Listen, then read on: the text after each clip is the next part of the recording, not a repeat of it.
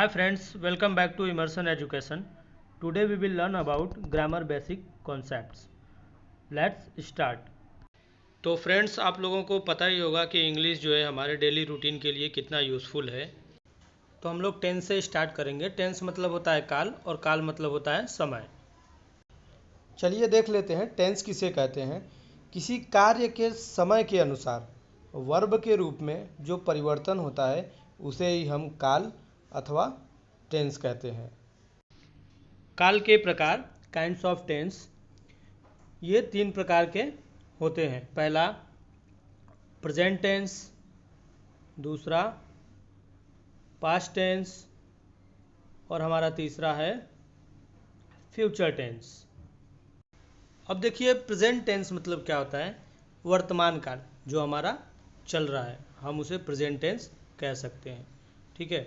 और जो दूसरा हमारा दिया है पास्ट टेंस, पास्ट मतलब होता है भूतकाल जो हमारा बीत चुका है। जैसे हमने कल कुछ किया था या 10 दिन पहले किया था, 1 साल पहले किया था, तो वो बीती हुई बातें हैं, उसे पास्ट टेंस कहेंगे, ठीक है। और फ्यूचर टेंस मतलब होता है भविष्य काल जो हमारा आने वाला समय है, भविष्य में। जैसे कुछ साल बाद मैं एब्रोड जाऊंगा। एब्रोड मतलब होता है आउट ऑफ कंट्री। तो मैं अपने भविष्य की बात कर रहा हूँ कि मैं कुछ दिनों बाद या कुछ सालों बाद या कुछ महीनों बाद जो है कि एब्रोड जाऊंगा, तो वो हमारा फ्यूचर टेंस होता है, उसे हम लोग भविष्य काल कहते हैं। तो उम्मीद करता हूँ कि अब आप लोग जो है कि समझ गए होंगे कि टेंस मतलब होता है काल, जिसे हम लोग समय भी कह सकते हैं, और ये 3 प्रकार के होते हैं। तो पहला जो हमारा होता है प्रेजेंट टेंस जिसे वर्तमान काल कहते हैं, दूसरा पास्ट टेंस जिसे भूतकाल कहते हैं, और तीसरा फ्यूचर टेंस जिसे भविष्य काल कहते हैं। तो आइए आगे बढ़ते हैं। इन सभी सेंटेंसों के 4 रूप होते हैं अथवा भेद भी कह सकते हैं। तो आइए पहला वाला देखते हैं, प्रेजेंट टेंस यानी वर्तमान काल के चारों रूपों को।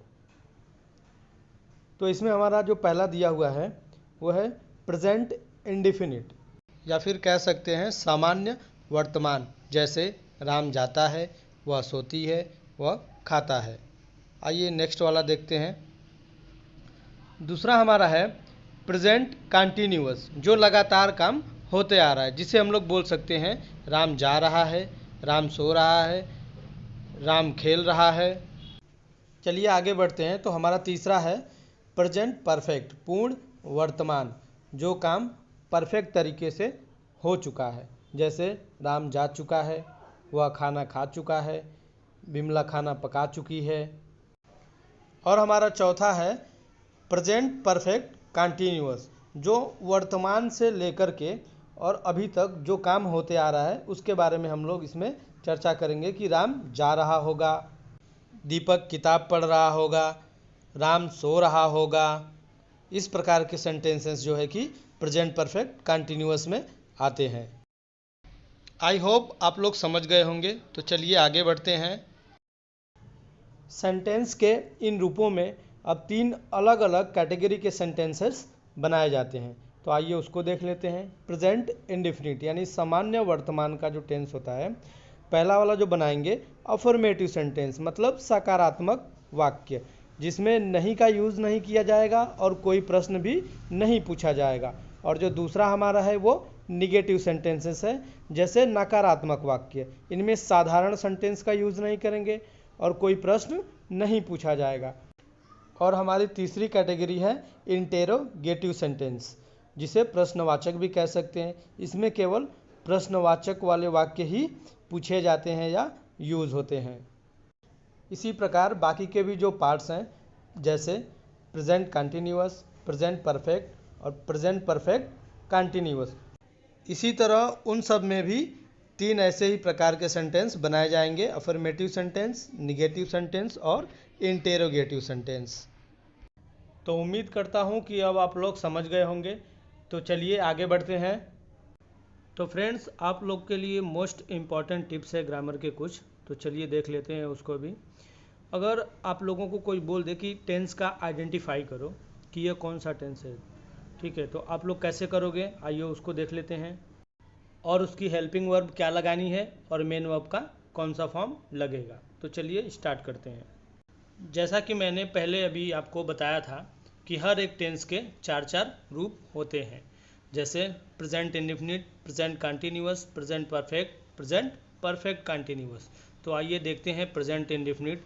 अब देखिए, जिस वाक्य के अंत में मेन वर्ब के साथ, मुख्य क्रिया के साथ ता है, ती है, ते हैं, इन सब शब्दों का यूज़ होता है, वो प्रेजेंट इंडेफिनिट का टेंस होता है और उसकी हेल्पिंग वर्ब डू और डज का प्रयोग करते हैं। तो आगे देखते हैं प्रेजेंट कंटिन्यूअस।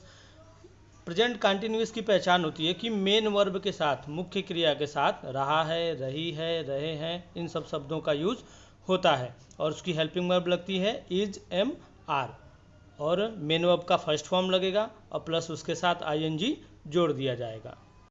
प्रेजेंट परफेक्ट में जिस वाक्य के अंत में मेन वर्ब के साथ चुका है, चुकी है, चुके हैं या फिर है, ई, ये, इन सब का यूज़ होगा, वो जो है प्रेजेंट परफेक्ट के टेंस कहलाते हैं और इसकी हेल्पिंग वर्ब है हैज़, हैड प्लस वर्ब का थर्ड फॉर्म लगेगा। प्रेजेंट परफेक्ट कंटिन्यूअस की बात करें तो उसमें मेन वर्ब यानी मुख्य क्रिया के साथ रहा है, रही है, रहे हैं प्लस समय के साथ सिंस फॉर लगेगा और उसकी हेल्पिंग वर्ब होगी has, have plus been plus verb का first form plus ING. Second देख लेते हैं पास्ट इंडेफिनिट। अब पास्ट इंडेफिनिट की जो पहचान होती है वो मेन वर्ब यानी मुख्य क्रिया के साथ या, ई, ये या फिर ता, था, ती, थी, ते, थे, इन सब का यूज़ होता है और हेल्पिंग वर्ब में डिड का प्रयोग किया जाता है और उसके साथ मेन वर्ब का सेकंड फॉर्म लगा दिया जाता है।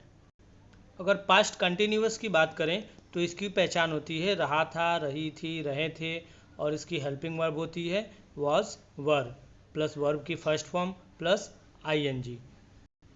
पास्ट परफेक्ट टेंस को कैसे पहचानेंगे कि वाक्य के अंत में मेन वर्ब के साथ चुका था, चुकी थी, चुके थे ऐसे शब्द का यूज़ होगा, वे पास्ट परफेक्ट टेंस कहलाते हैं और इसकी हेल्पिंग वर्ब होती है हैड और मेन वर्ब के साथ थर्ड फॉर्म का यूज़ हम लोग कर लेते हैं। अब देखते हैं हम लोग पास्ट परफेक्ट कंटिन्यूअस, जिसकी पहचान होती है रहा था, रही थी, रहे थे प्लस समय के साथ से का प्रयोग और समय के लिए हम लोग सिंस और फॉर का प्रयोग करते हैं, जिसकी हेल्पिंग वर्ब होती है हैड बीन, हैव बीन, ठीक है, और प्लस वर्ब का फर्स्ट फॉर्म लग जाएगा प्लस उसके साथ आईएनजी जोड़ दिया जाता है। तो चलिए फ्यूचर टेंस के आइडेंटिफिकेशन को देख लेते हैं।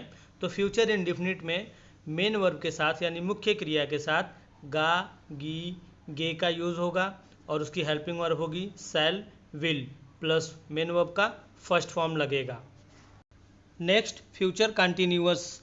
अब इसकी आइडेंटिफिकेशन क्या होगी कि वाक्य के अंत में मेन वर्ब के साथ जब रहा होगा, रही होंगे, रहे होंगे ऐसे शब्द का प्रयोग किया जाएगा तो वो फ्यूचर कंटिन्यूस टेंस कहलाएगा, जिसकी हेल्पिंग वर्ब होती है शैल, विल प्लस बी और उसके साथ प्लस मेन वर्ब का फर्स्ट फॉर्म लगता है प्लस उसके साथ आईएनजी जोड़ दिया जाता है। हमारा नेक्स्ट टेंस है फ्यूचर परफेक्ट। अब देखिए फ्यूचर परफेक्ट की आइडेंटिफिकेशन क्या होगी कि मेन वर्ब के साथ यानी मुख्य क्रिया के साथ चुका होगा, चुकी होगी, चुके होंगे आता है, वे फ्यूचर परफेक्ट टेंस कहलाते हैं और इसकी हेल्पिंग वर्ब होगी shall have, will have plus main verb का थर्ड फॉर्म। हमारा लास्ट टेंस है फ्यूचर परफेक्ट कंटिन्यूअस। आइए इसकी आइडेंटिफिकेशन को हम लोग देख लेते हैं कि इसे कैसे पहचाना जाएगा।